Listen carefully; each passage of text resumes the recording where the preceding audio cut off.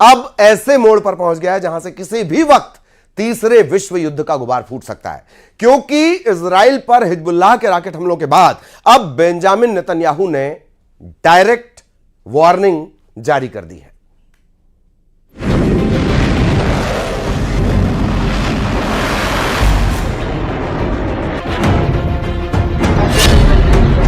Hezbollah के पलटवार से तिलमिलाया इजराइल।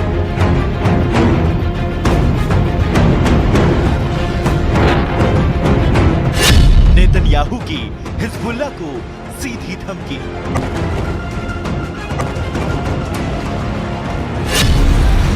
अपनी करतूतों का अंजाम भुगतेगा हिजबुल्लाह।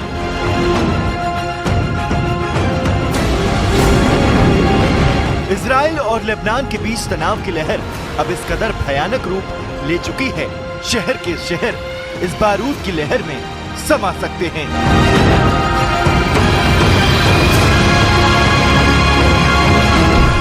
उत्तरी इजराइल पर हिजबुल्लाह के 100 से ज्यादा रॉकेट हमलों के बाद हालात भयंकर रूप ले चुके हैं।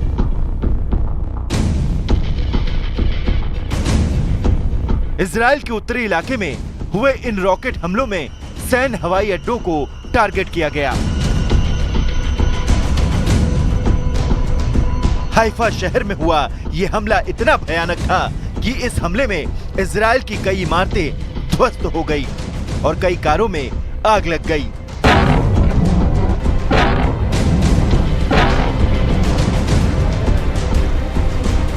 समाचार एजेंसी सिन्हुआ के मुताबिक उत्तरी इजराइल में रमत डेविड एयरबेस को सतह से सतह पर मार करने वाली मिसाइलों से निशाना बनाया गया।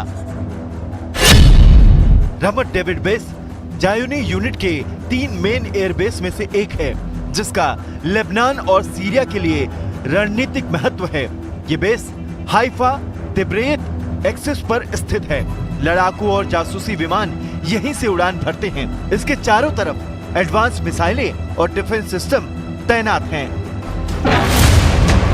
हिजबुल्लाह के इन हमलों ने इजराइल के राष्ट्रपति बेंजामिन नेतन्याहू के गुस्से को 7वें आसमान पर ला दिया है और अब इजराइल की तरफ से हिजबुल्लाह को दी गई धमकी तीसरे विश्व युद्ध का दरवाजा खोल सकती है, क्योंकि बेंजामिन नेतन्याहू ने हिजबुल्लाह को उन हमलों की याद दिलाने की कोशिश की है जिन हमलों ने महज कुछ मिनटों के भीतर लेबनान में हिजबुल्लाह के ठिकानों को तहस नहस कर दिया था। בימים האחרונים אנחנו הנחתנו על חיזבאללה רצף של מכות שהוא לא דמיין. ואם חיזבאללה לא הבין את המסר, אני מבטיח לכם, הוא יבין את המסר. אנחנו נחושים להחזיר את תושבינו בצפון.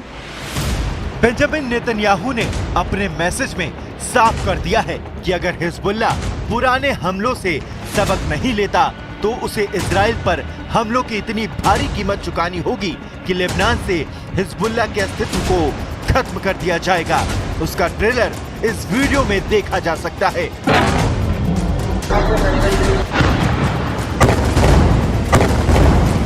हिजबुल्लाह के हमलों के जवाब में इजराइल की वायुसेना ने गाजा स्ट्रिप पर धुआंधार बमबारी कर दी।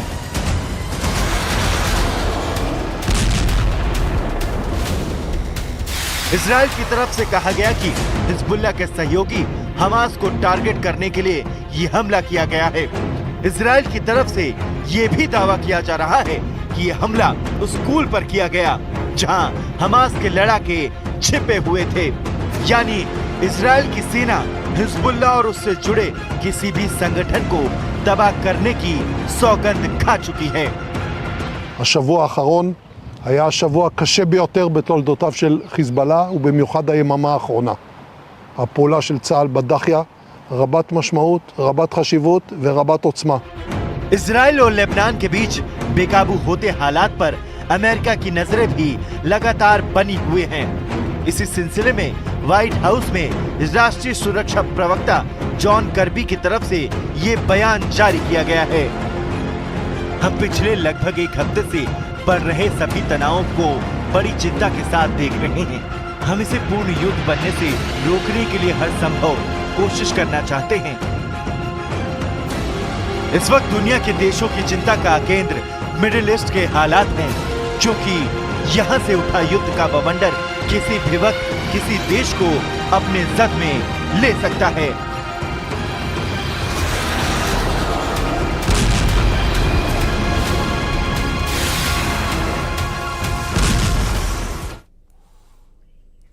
और अब आपको दिखाते हैं टॉप 20।